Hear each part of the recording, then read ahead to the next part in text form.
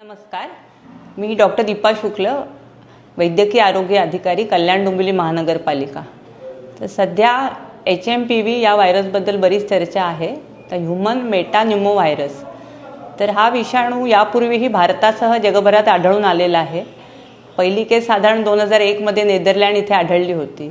हा एक श्वसन मार्गाशी संबंधित असा विषाणू आहे। त्या हिवाळ्याच्या सुरुवातीला किंवा उन्हाळ्याच्या सुरुवातीला ह्याच्यामुळे अप्पर रेस्पिरेटरी ट्रॅक म्हणजे श्वसन मार्गाच्या वरच्या भागात त्याचा संसर्ग होतो, ज्याच्यामुळे आपल्याला सर्दी, ताप, खोकला किंवा नाक गळणं अशा प्रकारे त्रास होऊ शकतो। तर त्या बाबतीमध्ये असं म्हणता येईल की लहान मुलं म्हणजे 0 ते 5 वयोगटातली मुलं ज्यांची प्रतिकारशक्ती कमी डेव्हलप झालेली असते आणि 65 वर्षावरच्या वरील नागरिक ज्यांना त्यांची पण काही वयानुसार प्रतिकारशक्ती कमी होते, तसेच अति जोखमीच्या जे नागरिक किंवा जे रुग्ण असतात त्यांना सुद्धा या आजाराचा त्रास होऊ शकतो।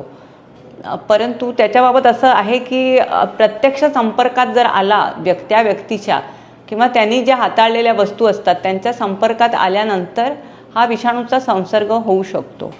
तर ह्याचं निदान करणं म्हणजे असं आहे की इतर फ्लूसारखी त्याची लक्षणं असल्यामुळे त्याचं निदान असं ताबडतोब करणं शक्य नसतं। तर जर गुंतागुंत निर्माण झाली तर त्या बाबतीत काही पुढे टेस्ट कराव्या लागतात। तर काळजी काय घ्याल तर खोकताना किंवा शिंकताना आपलं नाक आणि तोंड हा संपूर्ण रुमालाने झाकावं किंवा टिश्यू पेपरने झाकावं। तसंच साबण, पाणी किंवा आपण सॅनिटायझरने आपले हात वारंवार धुवावेत। जर आपल्याला असा काही त्रास होत असेल, सर्दी, खोकला किंवा ताप, तर आपण सार्वजनिक ठिकाणी जाणं टाळावं। त्याच्यानंतर भरपूर पाणी प्यावं आणि पौष्टिक आहार घ्यावा आणि शक्यतो संक्रमण हे कमी करण्यासाठी जिथे वायुविजन व्यवस्थित असेल असा खोल्यांचा वापर करावा। आणि मुळामध्ये काय करू नये तर संसर्गबाधित व्यक्तींशी आपण हस्तांदोलन करू नये किंवा त्यांनी वापरलेल्या वस्तूंना स्पर्श करू नये। त्याच्यानंतर आपले डोळे, नाक आणि तोंडाला वारंवार स्पर्श करू नये आणि सार्वजनिक ठिकाणी थुंकू नये। तसेच डॉक्टरांच्या सल्ल्याशिवाय कुठलीही प्रकारची औषधं घेऊ नये असा सल्ला आपल्याला सार्वजनिक आरोग्य विभागाने दिला आहे। तर आपल्या कल्याण डोंबिवली महानगरपालिकेमध्ये आपण सर्दी, खोकला असे जे काही आजाराचे रुग्ण आपल्याला दिसत आहेत त्याच्यासाठी आपण एक सर्वेक्षण आपलं गतिमान केलेलं आहे।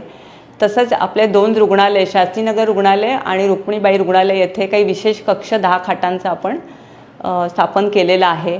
तसेच या विषाणूंमुळे होणारा जो त्रास आहे त्याच्याप्रमाणे जी सिम्प्टोमॅटिक ट्रीटमेंट लागेल त्याचा औषधांचा पुरेसा साठा आपण उपलब्ध केलेला आहे। तरी नागरिकांनी या सगळ्या ज्या सूचना दिल्या आहेत त्याचा अवलंब करावा आणि सतर्कता बाळगावी आणि कोणत्याही प्रकारे घाबरू नये। धन्यवाद। डोंबिवली महानगरपालिका